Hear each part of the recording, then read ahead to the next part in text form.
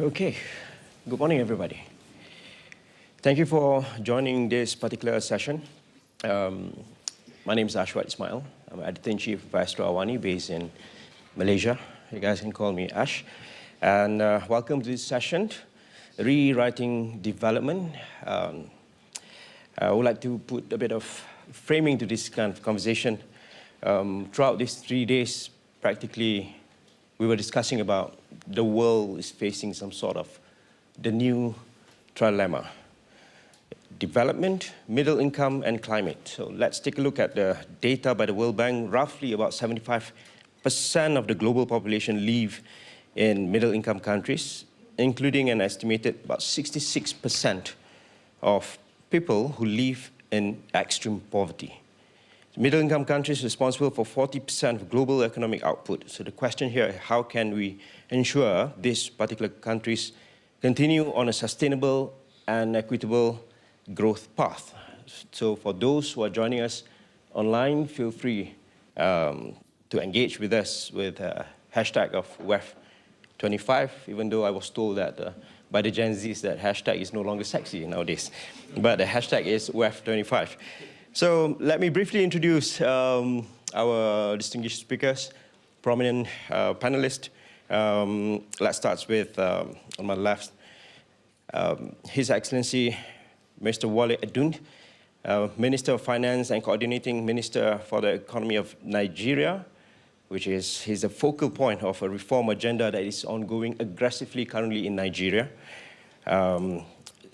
Followed by Mr. Masood Ahmad, President Emeritus Center for Global Development, USA. A bit of background, Mr. Masood Ahmad is President of the Center for Global Development, and he joined the center in January 2017, carrying a 35-year extensive experience with multilateral institutions, driving economic development policy initiative, and of course, and a lot of other policy related, including the IMF, World Bank, and the FID.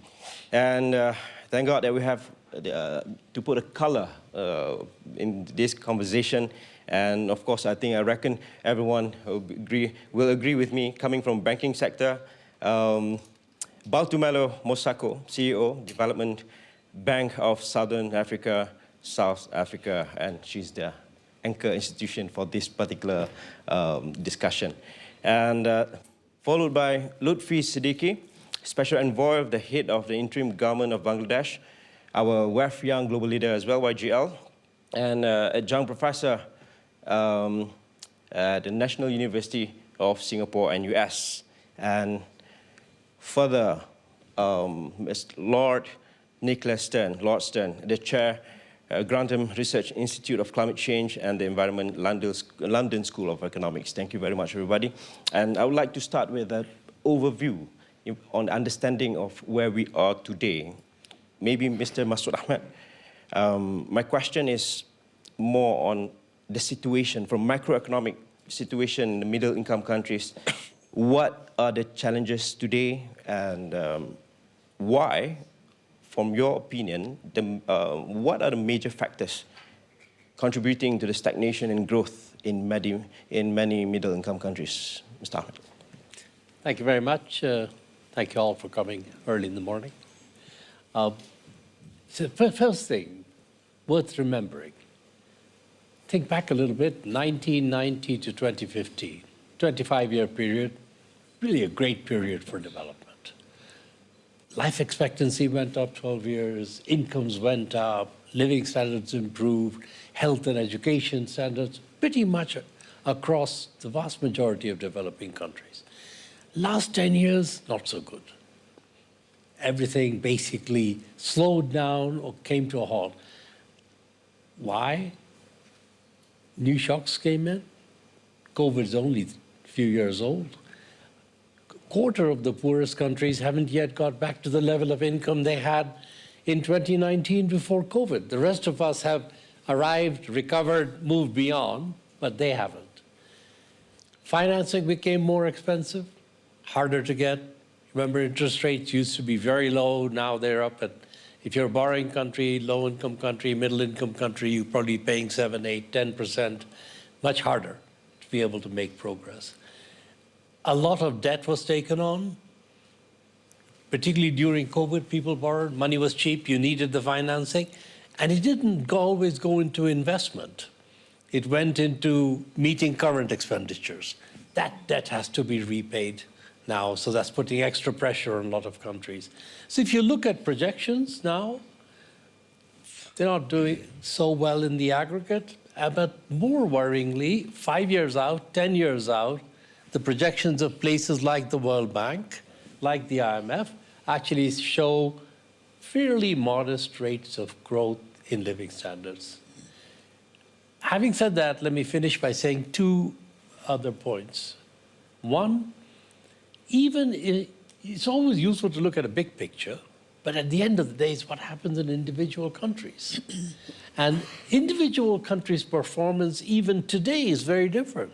So some countries, many countries growing at 2%, maybe 3%, populations growing as well, so living standards not improving. On the other hand, there are countries, take Senegal, take Côte d'Ivoire in Africa, take Ethiopia, take Vietnam. I can give you a list of 20, 30 countries where growth rates are 5, 6, sometimes 7%. India, huge country, growing at 6, 7, higher. So there is a lot of variation. And what that says to me is that at the end of the day, it's how countries manage the circumstances that drives individual country performance. What happens in the rest of the world makes it harder or easier, but the driver of progress comes from within countries. And the last point I want to make is that it doesn't have to be like that. If you look forward, and Nick will have more to say about this, but if you look forward, this is the moment when the opportunities for accelerating progress and growth, by accelerating investment in countries, by accelerating the diffusion of new technology into countries, and by providing them with the long-term affordable finance that they need to undertake those investments, could really transform the next decade from being one of stagnation to being one that begins to realize the promise of what we see. So I don't want us to end on the assumption that because the projections look like the world isn't going to be doing too well, that is the destiny that we are going to live. Super hyper-connected world, so everyone needs each other. And in your write-ups back in December, you said there's a very strong line. Perhaps most concerning is a widespread erosion of faith in international solidarity. Before I move to our Lord Stern, I would love to hear that particular line. Maybe you could explain further. And, yeah. I did say, no, I really worry about it. I think one of the lasting consequences of the last 5 years is the erosion of trust between developing countries and rich countries, because rich countries have made a lot of promises which they haven't followed through on in terms of going from commitments to delivery. And this happened in COVID. You remember when there was a vaccine hoarding that was taking place, and people could see that the vaccines there were vaccines being produced in South Africa. South Africa has a vaccine producing facility for mRNA vaccine, only one in Africa at the time. And they were exporting those vaccines to add to the stockpile in Europe for unused vaccines at a time when health workers in Africa were not yet able to get vaccine. Financing, lots of commitments, not enough delivery. And so I think that without trust, you can't solve common problems. And to me, if we really want to solve common problems, and we can't deal with the problems we face without solving them together, we have to first start repairing this breach of trust. Right. Lord Stern, how about your perspective? Are we trapped in the conviction of market knows best? I hope not. We were trapped, but what I wanted to do is to trace the way in which our thinking in development has changed in a way that is shows that we really do have to accelerate that change in how we understand development and the policies that we need to drive it forward and how we need to cooperate. And I am an academic, will have worked on development for more than half a century, so I'll try to take that long view of the subject, but what I have to say is I hope, intensely practical. Right. We have, because this is about rewriting development, Yeah. and the logical order I'm going to take is, I'll go fast, objectives, urgency, the processes of development, and the policies for development. Objectives. I don't think we have to rewrite our objectives. I think the Sustainable Development Goals are a sensible way forward. We, at the turn of this century, we went from largely GDP kind of measures to the Millennium Development Goals, and that was a major step forward. And then 15 years later, 2015, we went to the Sustainable Development Goals, and again, that was a major step forward. Environment and inequality were still stronger in the Sustainable Development Goals, and crucially, they applied to all countries, because damage to the environment is caused by all countries. Actually, it's caused more, by richer. The richer you get, the more damage you do to the environment. So we don't have to change, I think, our understanding of objectives at a broad level, but we do have to change the way in which we understand how to move forward on those objectives. The second thing is the urgency. And that, I think, is a new understanding for us. If we set a target, whether it's in education or output or health, and we reach it 5 or 10 years later than we wished, well, reaching it, that might not be that bad. But if we're talking about climate and biodiversity, if we reach those 10 years later than we would wish, the accumulated damage will undermine progress on all the dimensions. So that sense of urgency is critical, and it requires investment. There's an investment imperative. There's a huge investment opportunity, as Masood said, but there's an investment imperative.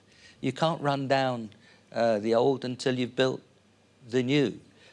In many of the poorest countries, there's not that much of old in terms of capital, so you have to create the new. So there's an investment imperative, and that sense of urgency is new.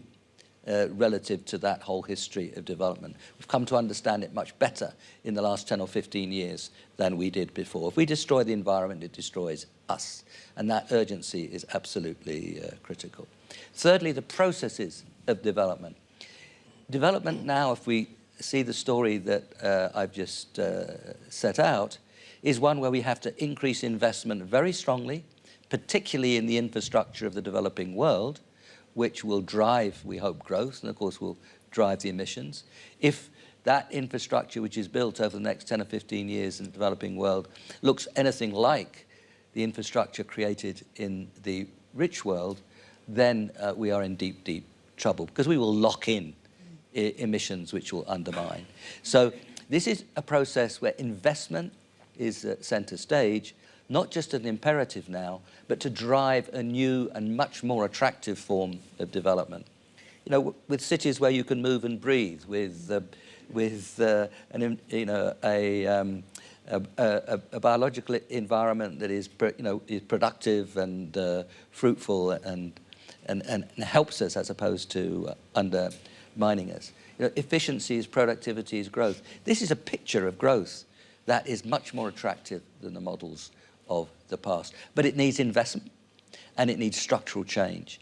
And so in terms of understanding the processes, these are processes of very strong investment and fundamental structural change to the big systems: cities, energy, transport, water, and land. So systemic structural change.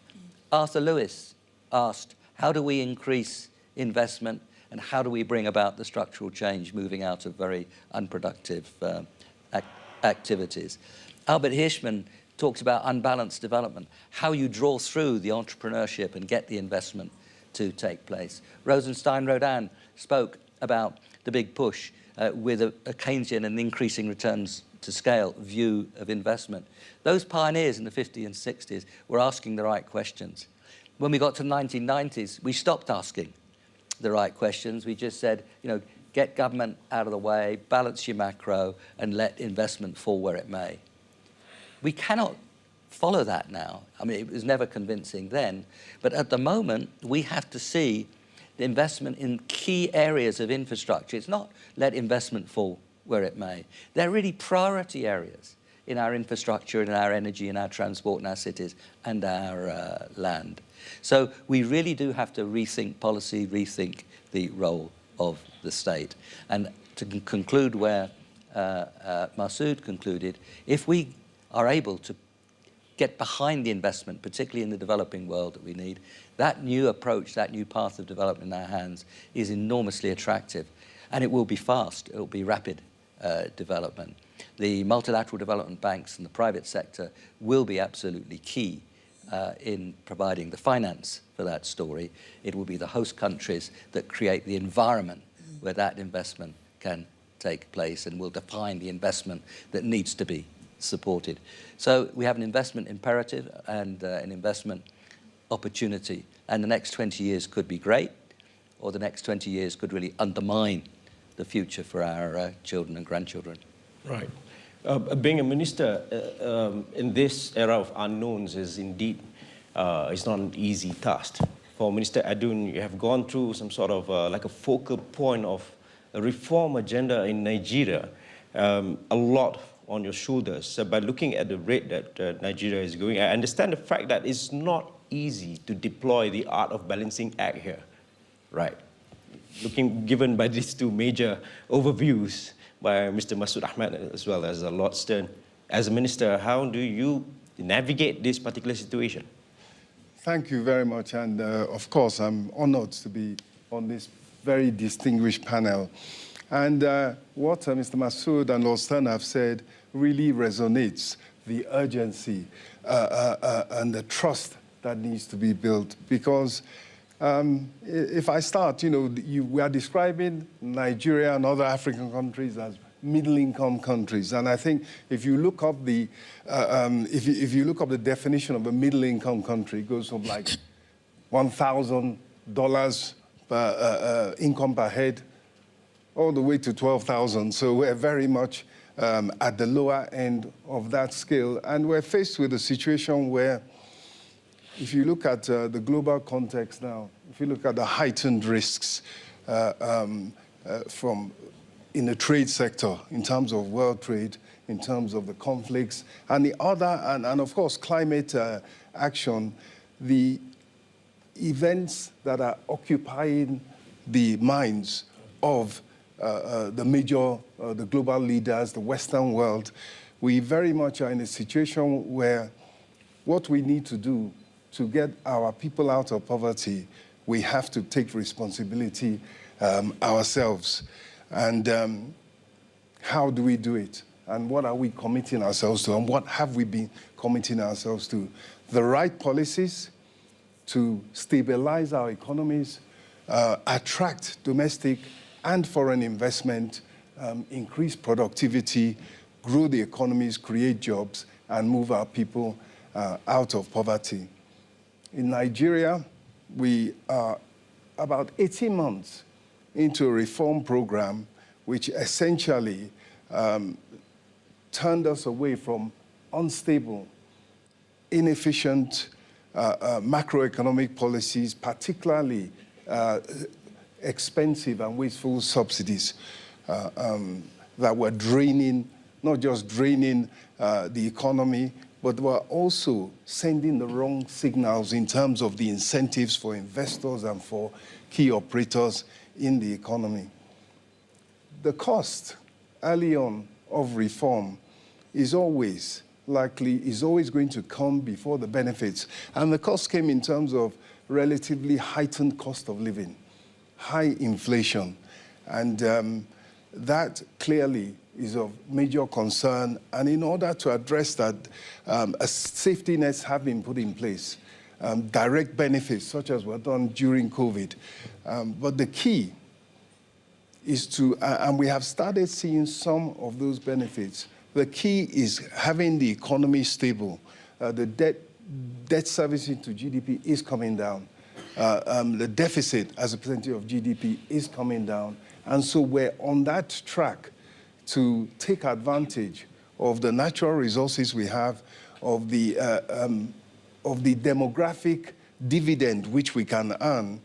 And I must say that in the time this week at Davos, we have had a stream of investors who a year ago would, because of the illiquidity in the foreign exchange market and other such constraints, would not have looked at the Nigerian economy, and they're now coming in one by one, obviously, first of all, in the oil sector, but also in the non-oil sector, in infrastructure. And we take note of what Lord Stern said about the right type of infrastructure that will be sustainable and that will not lock us into a bad situation. But across the board, we are optimistic that with the right policies, we can encourage private sector investment in particular to get the economy growing and to help reduce poverty in our country. Yeah, looking at the rate that we are going, I want to talk about health. Then I think best to touch on the development finance institutions, or DFI, especially on the role of DFI, just to make sure that we have to avoid the trap into ineffectiveness. So I would like to turn to Ms. Batumelo Masako. From your perspective of leapfrogging, right, and to newer, more efficient technologies, and how can the banking sector drive economic and social growth? Okay, thank you, and for the opportunity to be on this panel with the esteemed panelists.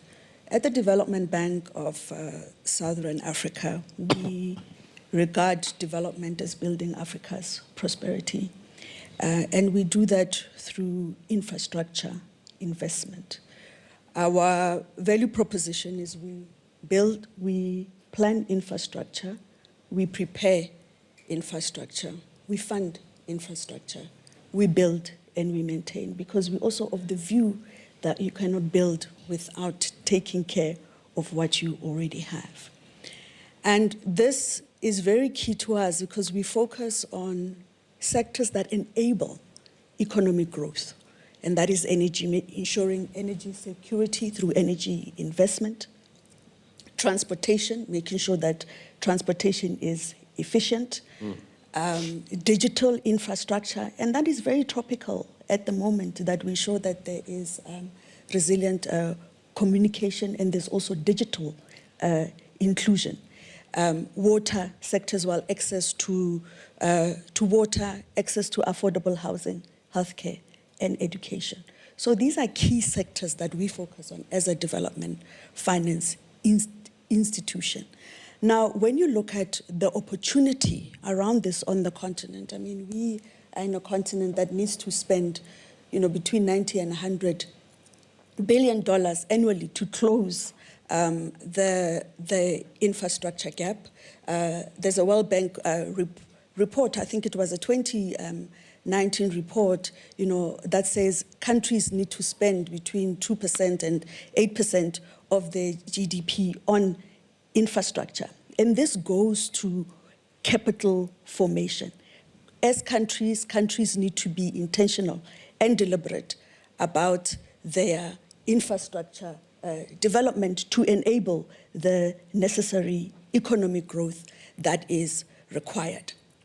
The second thing that we need to look at is capacity building and capability building. I mean, even within our mandate, there's socio-economic development and capacity building. So making sure that as countries, we have the right skills, and they must also be relevant. And I mean, even when you look at the theme at the World Economic Forum, we are in a digital age, and it's important for us that as a continent, when we leverage our demographic, our youth demographic, we ensure that we support the youth with those relevant digital skills. The third thing that we focus on is the issue around smart partnerships, collaboration, coordinated partnerships. What is key there is the importance of private sector participation in infrastructure development. And this goes back to what my panelists have touched on, issues around creating an enabling environment for private sector participation. This is key because, governments alone can cannot go at it. It has to be a collaborative effort between the private sector and the public sector. The role of the governments is to ensure that they create an enabling environment. I will give you an example with South Africa. In 2011, we started our independent IPP program, renewable program. What that program has done is, it was, driven by policy, providing offtakes by government. It actually enabled private sector to, to participate in green, cleaner energy sources.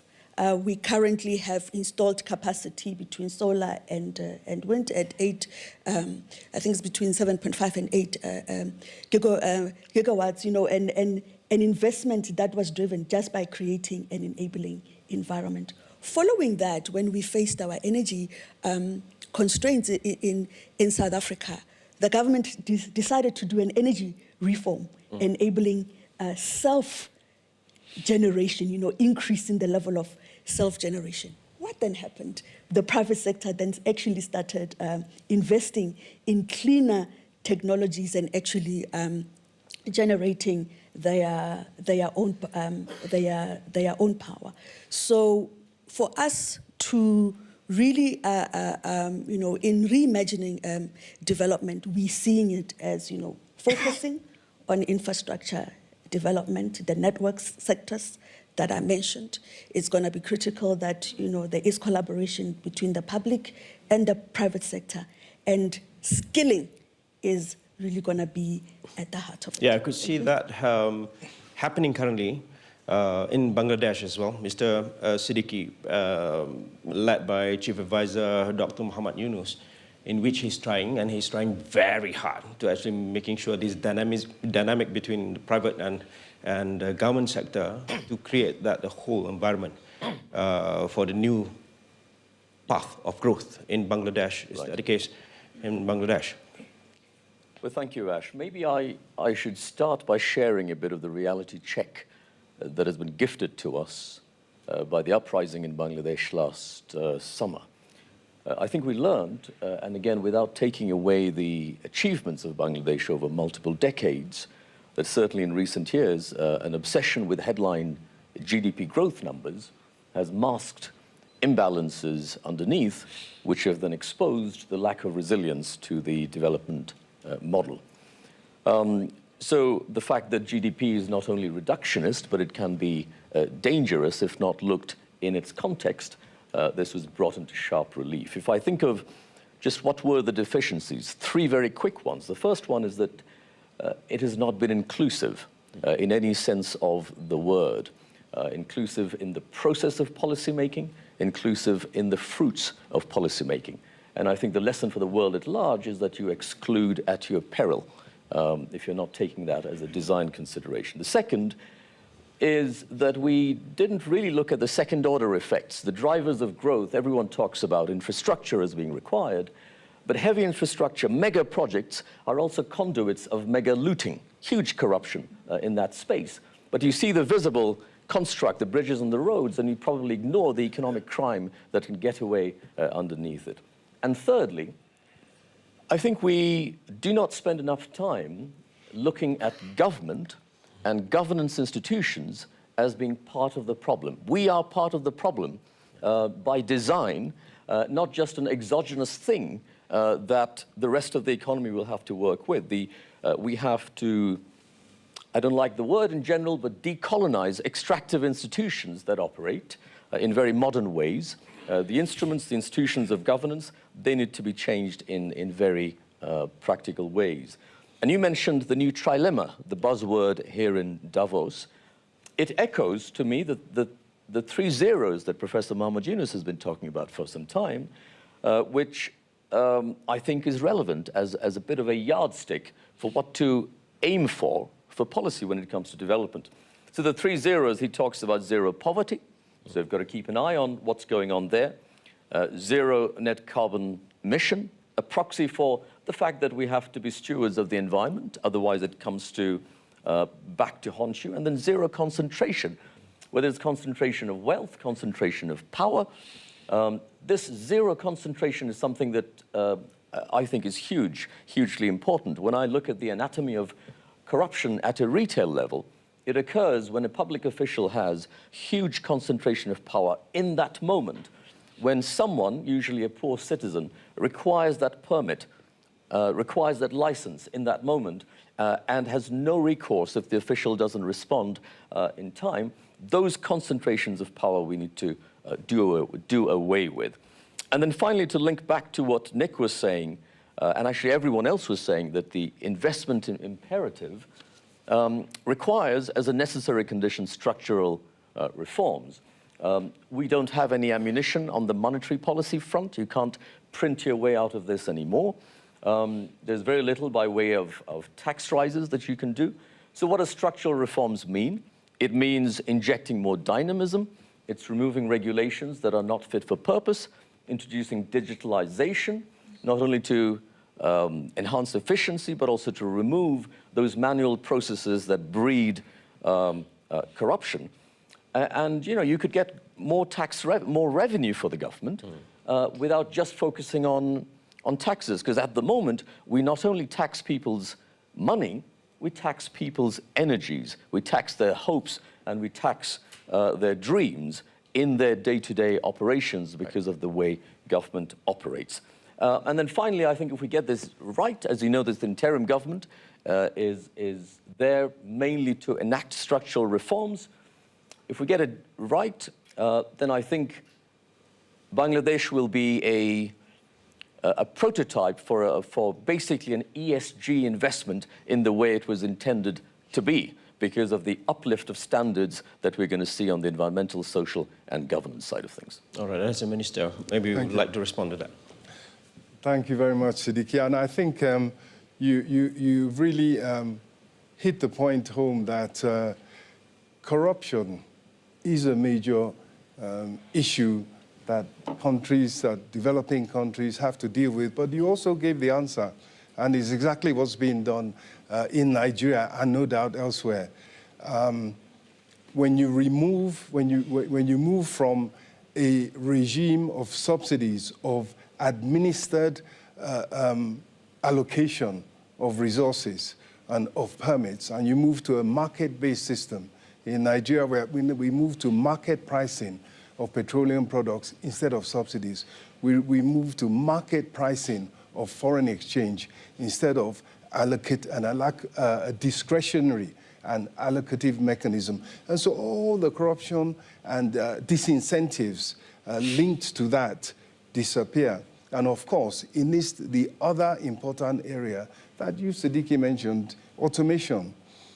Automation not only gives you the additional resources to government that they should collect, but also, of course, it limits manual processes. So I think, as you've said, Siddiqui, in particular, that is the path. And that really is the path that Nigeria is on. What I would also like to mention, in terms of what Lord Stern and Mr. Massoud has also mentioned, the urgency of the flow of investments. It has to be the right type of investment, but it must come, and it must come now. And in that sense, when you talk about trust as well, when we look at what is happening in terms of the flow of concessional financing, development aid, there is a negative flow. Funds, the resources that are flowing back as a result of payments of debt service and so forth are larger than the new flows coming. So that really is turning things on its head. And what's the answer? Rather than complaining, the answer has to be domestic resource mobilization, attracting domestic investment, putting in place the conditions that encourage private investment, both of domestic investors and foreign investors, because that clearly is the starting point of our move to development, to growth, and reduction of poverty. Okay, I would like to move straight to both of you gentlemen, Lord Stern as well as Mr. Masood Ahmad. I would like to quote from Sir Paul Collier of Blavatnik School of Government in his latest book, Left Behind. I quote, he said, "We need something that enables us to move beyond economic orthodoxies that have helped us for generations." So from your perspective, what are the new ideas or even that should be given a chance or even a latitude to put on trial? I think we now have an imperative around investment, Okay. the investment necessary to build a sustainable, resilient and inclusive path of growth. And we have to look at that directly. And we have to ask the question, how can government act to promote the kind of dynamics of investment and structural change that are necessary? So it's a question about fostering investment, the conditions for investment, the kind of investment. And if you look at development economics courses, I don't think they start that way. And if you look at the way in which a lot of policy has been discussed, it's not really been about the delivery of that kind of investment. And I think you've heard actually all of us on this panel here turn directly to that. And it has to be public policy as if time matters. If you look at the way we teach the economics of policy, often it's saying, here's an equilibrium in the current state of affairs, here's an equilibrium with some policy enacted. If we compare the two, if the second one looks better than the first, then we justify the policy that way. It's a kind of sort of broad, but in some respects, but narrow in others, cost-benefit analysis. The narrowness is about the dynamics and the time. We have to have public policies if time matters.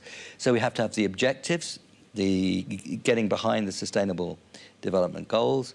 We have to put investment and the conditions for investment at center stage, with private sector investment being the majority of that investment.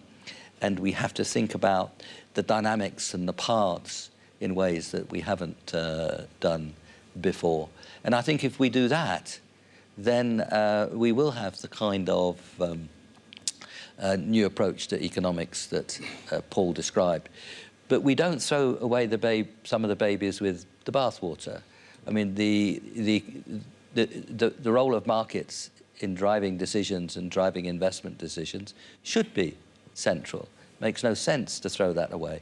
But we do have to think about making those markets work much better, as actually that everyone on the panel, you know, particularly those involved directly in policy making now, you're thinking about the way in which markets work and getting them to work better.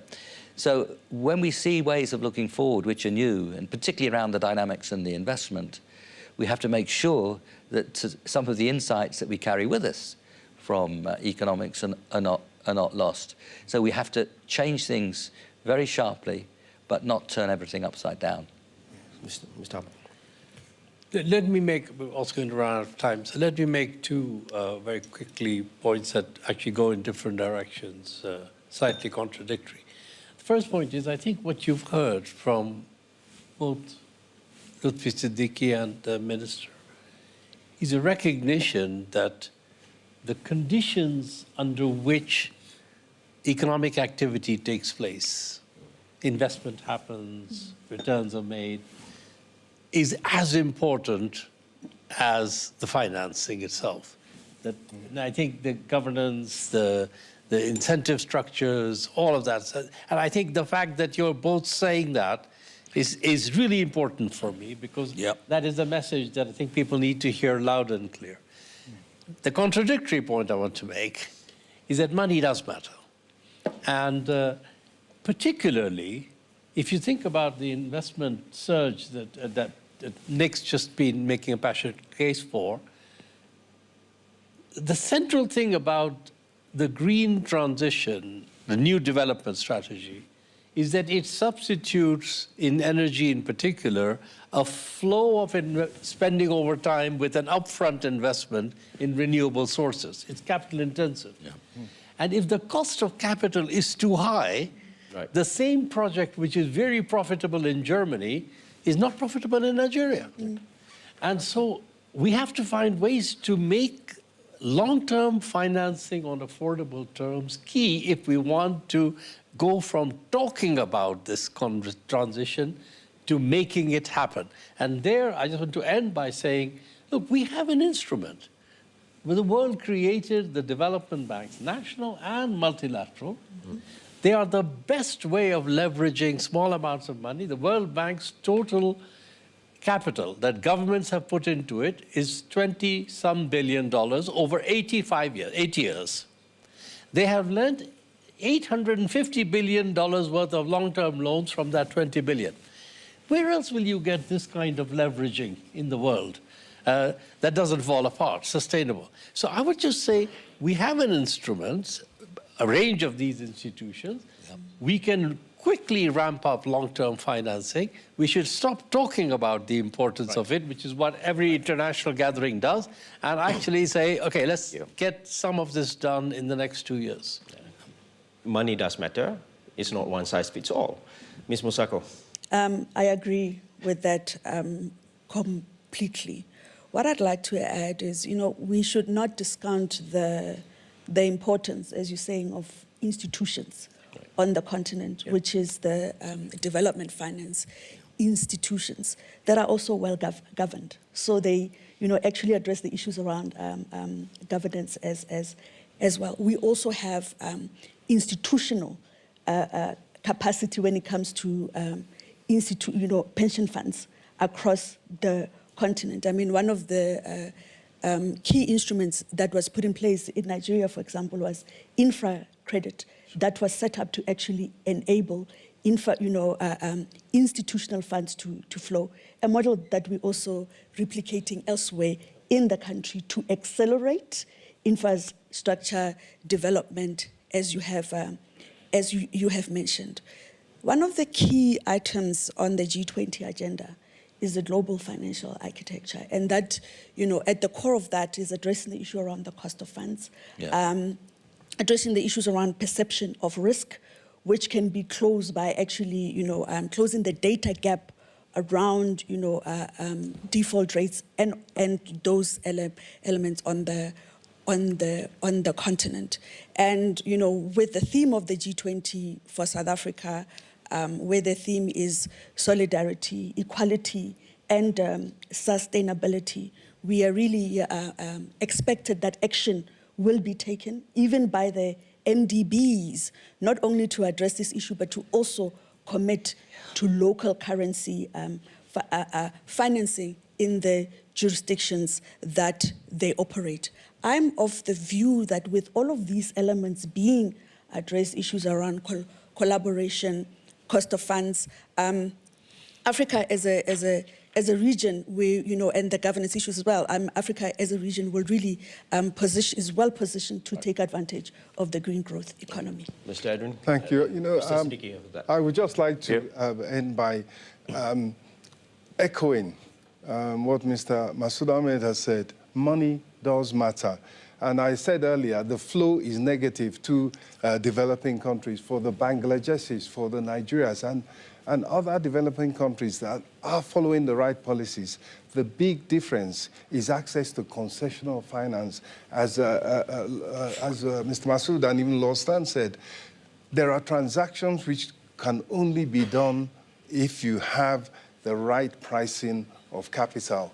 We are focused on equity capital, on foreign direct investment, on domestic investment, but we need that concessional funding as well in order to be able to implement our development plans. So I agree that we do need more funding, more concessional funding, better pricing of that funding, better terms of that funding. But I don't think it's either or. Money matters, but governance matters as well. And the risk pricing for these countries, we have as much of an obligation to get the story right and then sell the story right in order to affect the pricing of that. I don't think we should deflect from our need to make governance improvements. I look at Malaysia, for example. I mean, just in the last 12 months, amazing investments in data centers, semiconductors, that sort of stuff. So there are some really good stories where you can turn vicious cycles into virtuous cycles.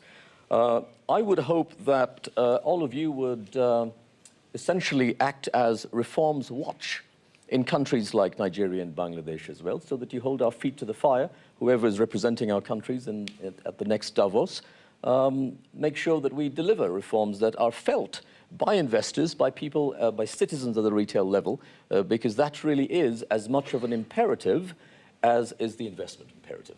Okay, we run out of time. Thank you very much, gentlemen. Thank you very much, Mr. Sacco. Thank you very much, everyone. I'm not going to conclude this session because we are about to rewrite. So we cannot jump to conclusion without starting from the first page, right? So thank you very much for watching. For those watching online, keep pushing. Continue our discussion with regards to find sustainable and equitable growth. Thank you. Thank you.